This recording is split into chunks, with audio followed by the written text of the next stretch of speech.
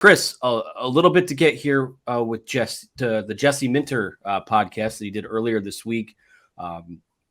Topics covered were the number 2 cornerback battle, some of the depth at linebacker, just looking at some of the stories that you wrote. But, I want to start with this number 2 cornerback job. We know that Will Johnson is going to be on one side, and the other, it's still up for grabs. The transfer portal window is open. Maybe they look to go with someone there. But, right now you've got a plethora of guys in play for that job. You have Amorian Walker. You have Jaden McBurrows. You have Miles Pollard. Jesse Minter was very complimentary of Jair Hill this week. So, what were some of your takeaways when it comes to, before just what Minter had to say? How would you sum up where this thing stands right now heading into, the rest of the offseason? Yeah, we just saw Rayshawn Benny on there, Michigan defensive tackle. He is not in line for the second corner spot. But I will say this, that kid is going to play. He's one of the most improved players in the spring from some of the people that we've talked to for the football preview. So here's a shout out to Rayshawn Benny for his improvement. Jaden McBurrows, a guy that they really like, who has come a long way. Amorian Walker has work to do. I think a lot of people were disappointed, but what Jesse Minter said on the podcast, he said, I think it was probably good for him. He's been getting hyped up, and you improve and you learn through adversity. And there was some out there. Peyton O'Leary really did a nice job on him.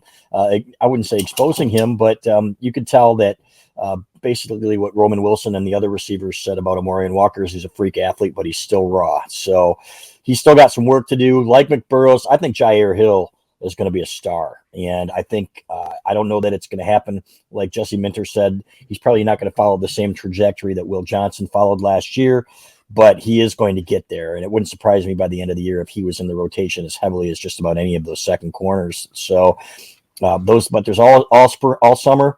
You still got April and May to work that thing out, and along with the entire summer, and then fall camp. So McBurrows is a guy who was really earning praise when he first got here before he blew out his knee too. So the more confident he gets on that knee, the better he's going to get as well. There are bodies there. Wouldn't surprise me at all if they brought somebody else in the portal as well, but I don't think they're real scared about going into the fall with the guys that they have on the roster.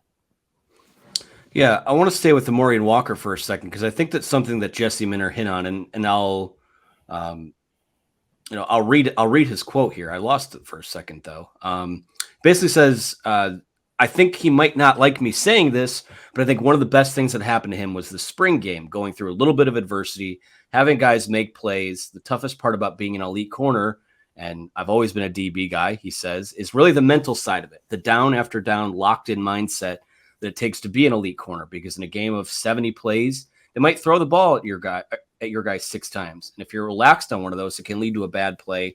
And if you don't handle the bad play and it leads to another bad play, that's where the snowball effect occurs. And I think, regardless of, the biggest story of the spring game was the fact that he kind of, he got cooked by Peyton O'Leary, who's another guy that we've heard good things about. Obviously he had the huge spring game. I think it was 6 catches, 126 yards in that exhibition, but he was kind of giving Amorian Walker the business in that game. And I think, so often when you have guys that have, bad showings like this, it's not, you can't really hone in on the performance. It's always the most important thing is what happens next, on the next down, the next rep, on the next practice, the next game you play. So, a lot of those things, they've been hyping him up all offseason as a guy that has all of the requisite traits to be a potential unicorn at that position, the size, the length, the athleticism. But I think the mentality and the makeup, to me, and we haven't heard anything otherwise that he's, not cut out for this. But I think, Chris, when you look at his development, that's where it goes from here. It's building on the good plays and kind of compartmentalizing the bad ones. Right. And Peyton O'Leary is not some scrub, folks. This kid he earned a scholarship for a reason. He's an incredible athlete. He's not the fastest guy, but he's working on his speed. He's a guy who can contribute and will contribute this fall. We'll see how much, right? It depends on what some of the guys behind him do and how much he continues to improve, but he feels like he belongs here, and they do too. We'd heard and we wrote inside the fort that, he's probably number 3 on the receiver depth chart coming out of the spring. So he'll both of them will continue to improve. And Amorian Walker's just getting started here, so there's no question he's got the hips for it. There's no question he's athletic enough to do it, but it's all about being a football player, and we're going to find out if that's who he is, and he's going to get every opportunity to prove that. So, but I like his mentality. Isn't afraid. He comes out there and he puts plays behind him. He might get beat again, but in time, I think you're going to see him be a significant part of that rotation. So Will Johnson, as Jesse Minner said, started the first game with a ball thrown over his head last year, and then he continued to improve. Amorian Walker certainly has that kind of athleticism. I'm not saying he's going to be the next Will Johnson, but he's got the athleticism to be a really good corner. Yeah, and something I like about the way that they've kind of formed and reshaped this cornerback room is that they're finding these guys that are 6'1", 6'2", 6'3", that can run with some of these wide receivers too. Especially, when you play a team like Ohio State, and they're going to roll out, 3 NFL caliber wide receivers that are all lengthy. They're all good route runners. Maybe not as physical as Michigan's defensive backs have been with them the last few years, but I like the way that they've kind of, outside of Jaden McBurrows, who, he's on the smaller side at 5'11", but I think what we've seen from him in just the brief glimpses we've got is that, he's not afraid to come up and lay a big hit on you. He's a willing tackler. That's important. I mean, DJ Turner might be a first-round pick, but there are a couple plays last year where he arm tackles or he kind of gets juked one way, and those are game-changing plays. So I'd like that there is a physicality about a guy like McBurrows and these guys too. So I guess as we transition out of spring football, I haven't seen anyone in the portal so far that has kind of popped out to me as, hey, maybe they should go get this guy. But if you're sitting there, you're Steve Clinkscale, you're Jesse Minner, you're Jim Harbaugh, do you think you have enough on this roster to just let them keep competing and see what happens? Now, it helps that you're going to have Will Johnson that can lock down guys on the other side. You've got an experienced group of safeties and Mike Sainer still, who seems like he can do a little bit of everything.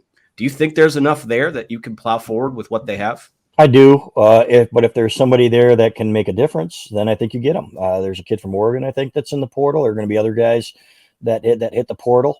And these guys have, like Chris Partridge, has ties everywhere, right? So it wouldn't surprise me at all. I haven't heard a name of a kid coming in yet. We will keep our ears to the ground on that, but I do think it's possible. And if there are areas that they're looking, we talked about it before, it's kicker and cornerback. So they got all the offensive linemen they need. I was talking to Sharon Moore for the football preview. I can't wait till people read the football preview this year to hear how stacked that room is. We know they're going to be well coached. Same with the cornerbacks. Steve Clinkscale is an absolute stud. So I have confidence that he's going to get the best out of that group. We've seen it from him. We've gone into years before where we were questioning things. Okay, Jamon Green and DJ Turner, oh boy, and it's going to be a little nerve-wracking, and those guys stepped up. So with a guy like Will Johnson on the other side, I think that's going to be huge when he can take away half the field like that. So, and that's going to help. They can roll some help over there, and it might be Mike Sainer still, who plays some corner, a little bit more corner than nickel. They've hinted to that and spoken to that. And we've heard about that all spring. So I think they're going to be just fine either way.